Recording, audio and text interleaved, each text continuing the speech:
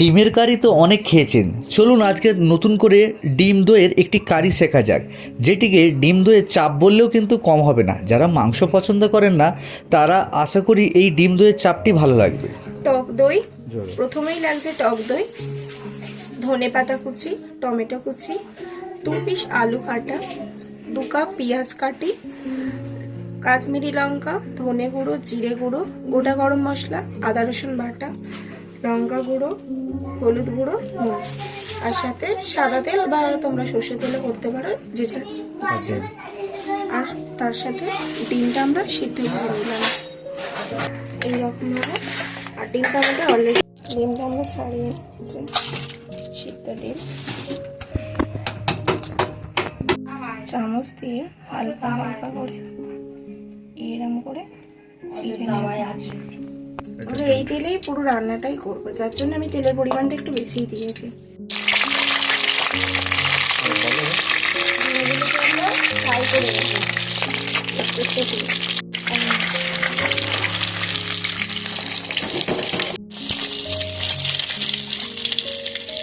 2 cup পেঁয়াজ আমরা এবার এই তেলটাতে পেঁয়াজটা হালকা লাল করে ভেজে নেব।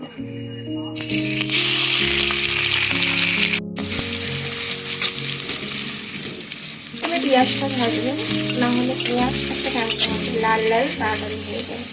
আর লাল করার জন্য সামান্য নুন দিতে পারেন, নুন দিলে পেঁয়াজের জলটা ছেড়ে তাড়াতাড়ি পেঁয়াজটা লাল হয়ে যায়। পেঁয়াজটা হালকা লাল লাল হয়ে গেছে, এবার আমি হালকা লাল লাল হয়ে গেল, এবার আমরা পেঁয়াজটা তুলে নিলাম করে রেডি, সোনালি মতো করে রেডি। গোটা গরম মশলাটাকে আমরা হালকা থেতো করে নিয়েছি, মানে যাতে ফ্লেভারটা খোলে।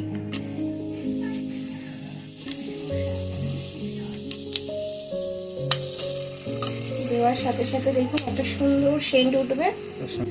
তার সাথেই আমরা দিয়ে দিলাম 5 ফোড়ন।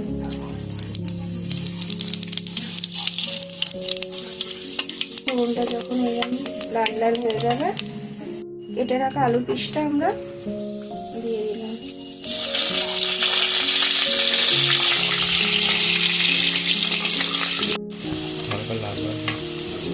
হালকা লাল লাল আলুগুলো হয়ে গেল, হয়ে যাওয়ার পরে আমরা এবার আদা বাটাটা তুলে দিলাম। আদা বাটার সাথে সাথে দিয়ে দেবো পরিমাণ মতো লবণ, হলুদ গুঁড়ো, লঙ্কা গুঁড়ো, আর সাথে সাথে দিয়ে দিলাম একটু কাশ্মীরি লঙ্কার গুঁড়ো।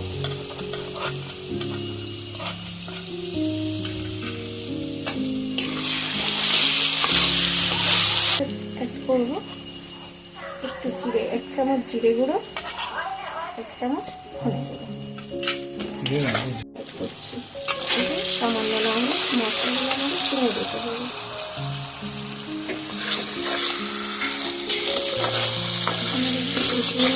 মশলাটা থেকে কষানো হয়ে গেছে, তেল ছেড়ে দিয়েছি। দেখি যেহেতু তেল ছেড়ে দিয়েছে আমাদের কষানো কমপ্লিট। এবার পরিমাণ মতো জল দিয়ে, 1 কাপ জল দিয়ে আমরা এটাকে কষিয়ে দেবো। এবার এটাকে আমরা গ্যাসের ফ্লেমটা লো করে আমরা এটা দিয়ে দেবো 5 মিনিটের জন্য। ততক্ষণে আমরা এইদিকে পেস্টটা তৈরি করে নেব। 2 কাপ টক দই,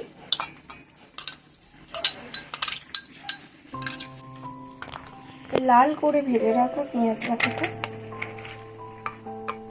পেঁয়াজটা মিক্সিতে দিয়ে দিলাম,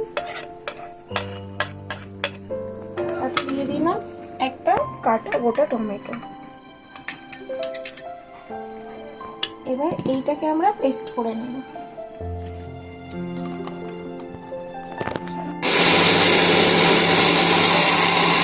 দেখুন আমাদের পেস্টটা কমপ্লিট। পেস্টটা ঢেলে নিলাম।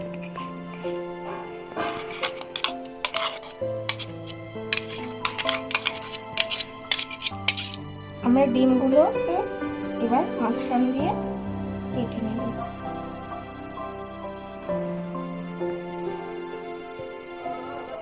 কি করছো করছো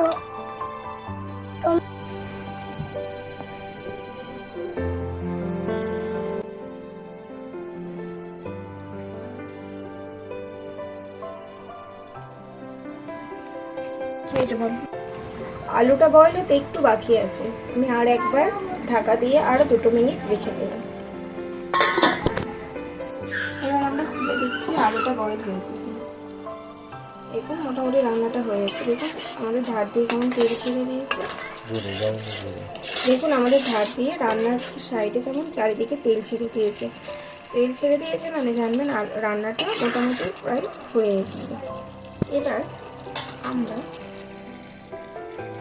যে টক দই, পেঁয়াজ, টমেটোটা ফাটিয়ে রেখেছিলাম সেটা আবার আমরা তরকারি ঢেলে দেবো।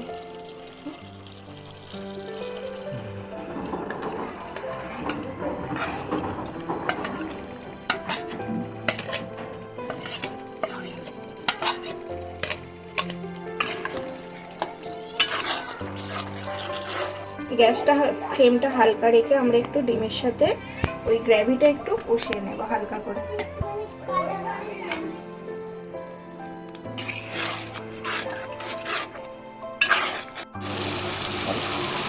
দেখুন আমাদের আলুটাও বয়েল হয়ে গেছে, প্লাস চারিদিক থেকে তেলটাও ছেড়ে দিয়েছে।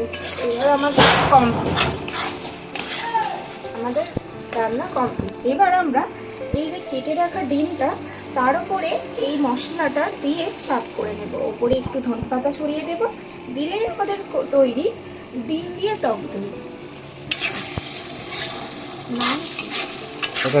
আপনারা এই যে ডিমের চাপও বলতে পারেন, যেমন আমরা চিকেন চাপ খাই সেই রকমই ডিমের চাপও বলতে পারেন বা ডিম দই বলতে পারেন।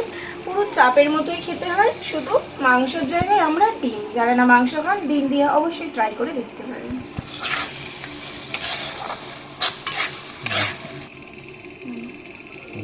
দেখুন এই মশলাটা এবার আমরা এইরকম ভাবে ছড়িয়ে দেব।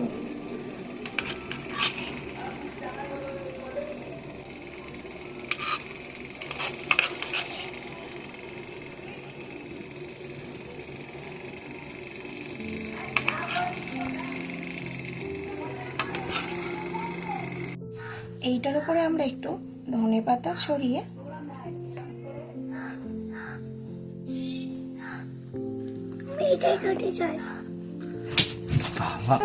ডিম দই দেখো আমাদের তৈরি। কেমন খেতে দেখো হয়েছে তো বলো? বাবা একটু টেস্ট করে কেমন হয়েছে। মনে হবে যেন চাপ খাচ্ছি, ডিমের চাপ খাচ্ছি, এরকম মনে হবে।